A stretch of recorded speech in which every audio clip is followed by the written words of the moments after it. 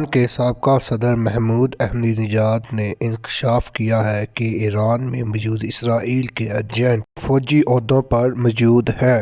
اس کی اہم مثال ڈاکٹر محسن فخرزادہ کا قتل ہے۔ ہمارے چینل کو لائک کیجیے اور سبسکرائب کیجیے۔ ایران کے انٹیلیجنس کے وزیر محمود علوی نے بتایا انہوں نے 2 ماہ پہلے ہی اس مقام پر محسن رضا فخری کو گولیاں ماری گئی ہیں، اس کے بارے میں اعلیٰ حکام کو خبر دی تھی۔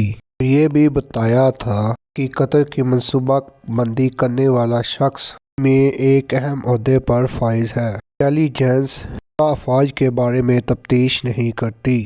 انہوں نے یہ بھی اشارہ دیا تھا مجرم پاسداران انقلاب کا اہم فوجی یونٹ کا رکن ہے۔ ایران میں موجود اوین جیل کے ایک وارڈ میں ان افراد کو رکھا جاتا ہے جن پر جاسوسی کا مقدمہ ہو۔ اس وارڈ میں رکھے جانے والے بہت سے افراد ایسے ہیں جن کا پاسداران انقلاب خصوصی تعلق ہے۔ ایرانی حکومت پاسداران انقلاب کی ساکھ کو بچانے کے لیے ان افراد کا نام عہدے شائع نہیں کرتی۔ فروری 2018 میں کچھ افراد نے ایک صنعتی زون میں واقع گودام کے دروازے توڑے جہاں 32 تجوریاں تھیں، لیکن ان افراد کو پتہ تھا کہ ان کی مطلوبہ معلومات کس تجوری میں ہے۔ انہوں نے 7 گھنٹوں میں 22 تجوریوں سے ایرانی ایٹمی پاور پلانٹ کے متعلقہ نقشے اور سیڑیاں چوری کیں۔ یہ ایران کی سب سے بڑی ڈکیتی تھی، لیکن حکام خاموش رہے۔ اس کے 3 ماہ بعد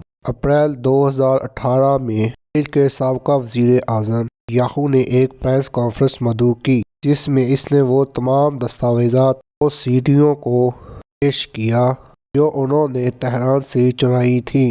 انہوں نے یہ بھی کہا تھا کہ ایک نام یاد رکھا جائے۔ نام کو یاد رکھنے کا کہا، ڈاکٹر محسن فخریزادہ۔ انہوں نے دہرایا نام کو یاد رکھیں، محسن فخریزادہ۔ 2 سال کے بعد ان کو قتل کر دیا گیا۔ اس وقت ایران کے اعلیٰ عہدیداروں نے کہا تھا کہ ایسا کوئی واقعہ ہی پیش نہیں آیا۔ انہوں نے ان دستاویزات اور سیڈیز کو جعلی قرار دیا اور کہا ایسا کوئی واقعہ پیش نہیں آیا۔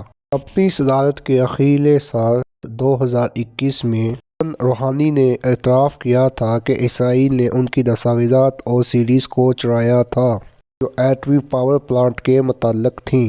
سیڈیاں اور نقشہ جات امریکی صدر ڈونلڈ ٹرمپ کو دکھائے گئے تھے۔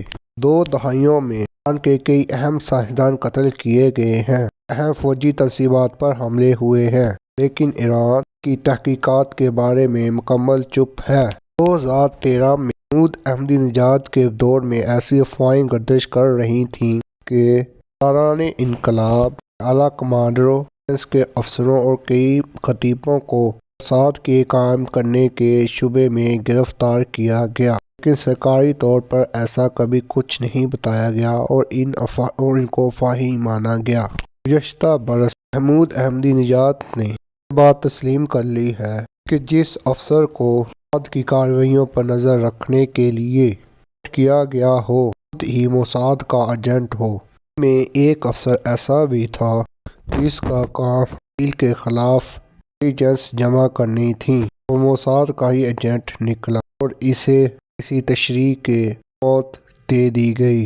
یہ پتہ چلتا ہے کہ موساد نے ایران میں اپنے پنجے گاڑ لیے ہیں اور موساد کے کہنے پر اپنی فوج کے افسر ایسے کام کرتے ہیں اور پتہ بھی نہیں چلتا کہ یہ موساد کا ایجنٹ ہے۔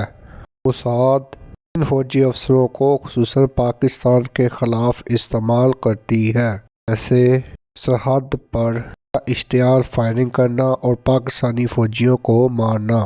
یہ کام موساد کرتی ہے۔ یہ الزام ایران پر لگتا ہے، جس سے دونوں ممالک کے درمیان تعلقات خراب ہو جاتے ہیں۔